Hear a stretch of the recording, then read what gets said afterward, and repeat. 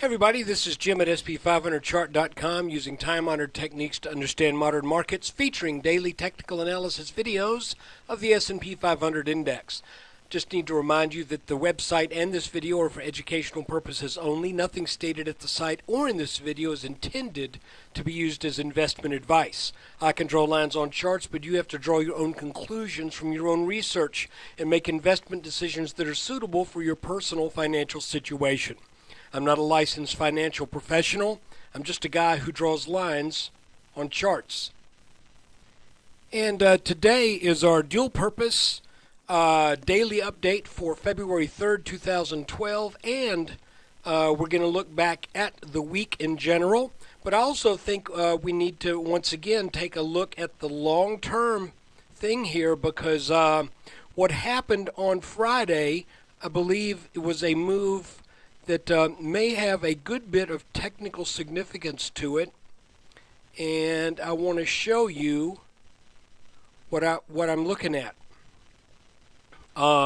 First thing is, there's a line we have been very aware of over the last few weeks, and that is a line that is drawn over the top, the very top of the S&P back in the fall of 2007.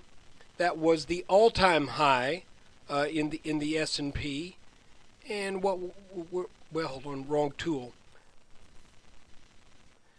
1576.09, and then we've also drawn this line over the top of the 2011 high, which is 1370.58. Interesting to note that both of these tops were the head of head and shoulders patterns. So we know that this was a point of very important resistance. Twice we hit that. And what's interesting is just on Friday,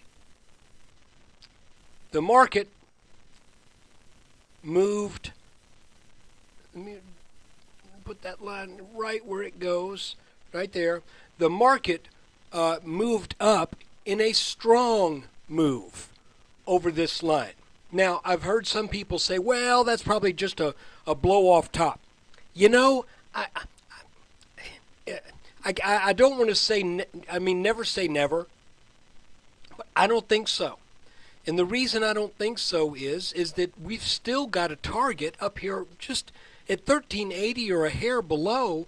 We still have a target from this inverse head and shoulders pattern that we've been watching for a while. And here it is, right here. It measures from the neckline to the bottom of the head, and I'm measuring it conservatively. Measures out to right at 1380, maybe 1378, something like that. But you can see that was a really strong candle on Friday. I think we've got to respect that, and I think we have to say this is very potentially a legitimate breakout over this long-term resistance line that could very well, signal additional gains that could take this market on up, for a ways yet, even to test those mid 1500s, mid-high 1500s even. So despite the bearishness of this head and shoulders pattern right here, I think we have to look at that pattern, and if we measure its implied move, and I have moved this neckline just a little bit to be extra conservative on some calls, but if we measure this pattern, the height of that head, you can see that we were expecting a move down to about 1150 out of this pattern. And that happened within just days of that pattern breaking. And we can't say that this pattern has unfinished business, this top. Sometimes head and shoulders tops have a lot of unfinished business. The one that we had back in 2007 did. It set off the cascade that took the markets from the 1570s down to the mid-600s. That's huge. but apparently this one was just enough to satisfy that built up overhead of too many buyers being in the market. This was money changing hands all through this pattern from smart investors to the not so smart investors, and the not so smart investors then sold down in the 1100s or even the high thousands, and apparently it appears to another group of smart people. So, oh, by the way, the impetus for this move appears to be the jobless figures, where the jobless rate has gone down to 8.3%. Now, that's fine. That's all fine and dandy. But I just want to say something about that real quickly. I want to pontificate, if you don't mind. Another thing that has not hit the headlines, that is the, quote, official jobless rate, 8.3%. But one thing that has not gotten a lot of press is how that 8.3% actually took place. And unfortunately, a large portion of that decrease is not in the number of new jobs and new hires, but a very large portion of that decrease in the jobless rate was in how many people just dropped off the employment rolls. 1.2 million people just essentially vanished as far as employment figures are concerned. That means 1.2 million people are now not considered unemployed because either their unemployment ran out or they've given up looking for work. So that's, research that on your own. But yeah, so that figure is a little misleading. But anyway, here we've got this blue line, and it broke out over that line. And the interesting thing is, if we look back on a weekly chart of what took place, I would love to be able to tell you that I saw all this coming, but I really didn't. I thought when we bounced here and on the 31st, when we got up to 1320 for another test, I thought at that point we probably were going to go back and challenge that blue line. But until it breaks, you just don't know. So I did not know if that line would break or if it would turn back at that point. And fortunately, we got a little signal here in the form of a bull flag that sort of gave us a little bit of a heads up. Okay? It's like gap up and then sell back in this little channel. And then once it got over that, you can see that it essentially the market gapped up over this blue line. So that was a clean break. So what am I looking for? Well, I'm looking for a couple things now. One of them is I'm looking for this red line right here, which has its origin. Come on, website, which has its origin in the late December low here of just over 1,200, and then has a couple of touches back in the middle of January, and then again a little bit later in January.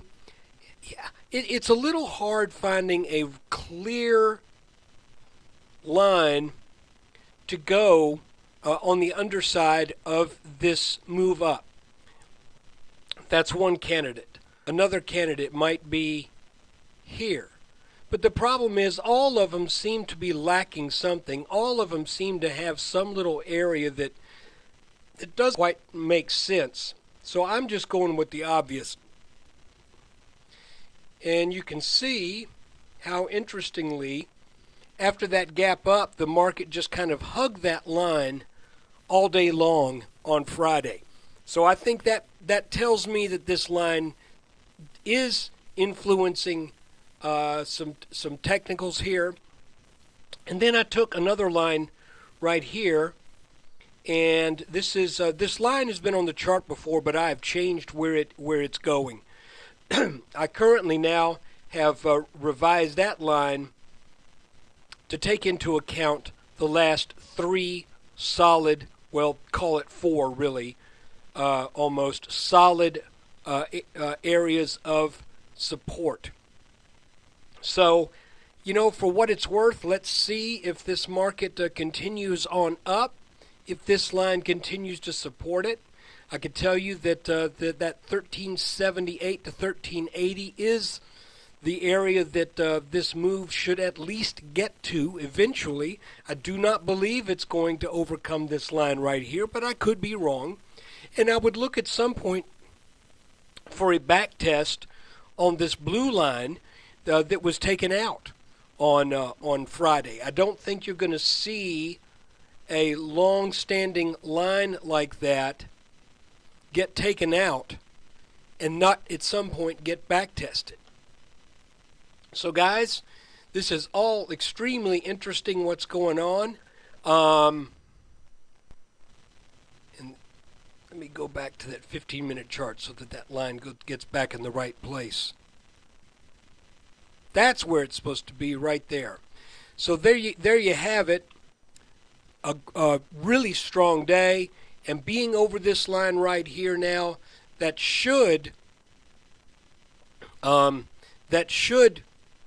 make bulls very happy, and it should make bears beginning to look for maybe a reason to give up that bearishness, because I believe this is a move of important technical significance. If we get follow through and if we stay over that line, I want to say for a couple more days, then I think this is not an aberration. If the market were to gap down under that line, then I don't know that with it only being about 1% over it, I don't know that I would necessarily call that a breakout. But if we can continue this and stay over this line for the next couple of days, maybe dip down a little on Monday, and then come back and make another line, make another run for this red line right here, up around the high 1340s, low 1350s, then I think the handwriting is on the wall. I think you've got to respect that move. So, additionally, there are a number of stocks that have recently broken out of inverted head and shoulders patterns. You might want to take a look at U.S. Steel X.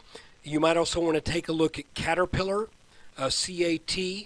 And there are a number of other stocks that have just made these moves that tell me, and they have not come anywhere close to making their targets.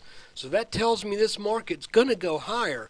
I just can't tell you exactly what the path is, but now that we're looking at it, I can tell you that we still have all this support down here in the 1270s, 1280 area, but we got a new level of support. If we can stay above it for a day or two more, then this blue line right here should be turned effectively into support at this point, now that that resistance has been broken. You know, the only thing that leads me to believe that, well, what's a good way to put this? The only thing that's a little funny about this is the fact that there was more than 3 years between these touches right here. But still, I think this is technically important. The last major top, the 2011 top, and now we're above that line. Let's see where this goes. I've added this line to the chart, and that is a line that is drawn over the peak of 2010, as well as the two first peaks of 2011. So let's make this line red. We will keep this on our chart, because the way the market is going, this at some point could potentially come into play.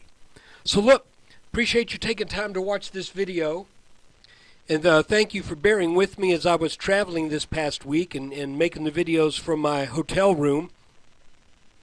Going to have to do a little bit of that again at the latter part of this week, and then for the entire week of the 13th. So, but the good news is I'll have time to do it because my schedule puts me with a lot of downtime right around 4 and 5 o'clock in the afternoon. So shouldn't be any problem as long as I've got a decent connection wherever I will be. Thanks again, and come by sp500chart.com. Take a look if you get a chance.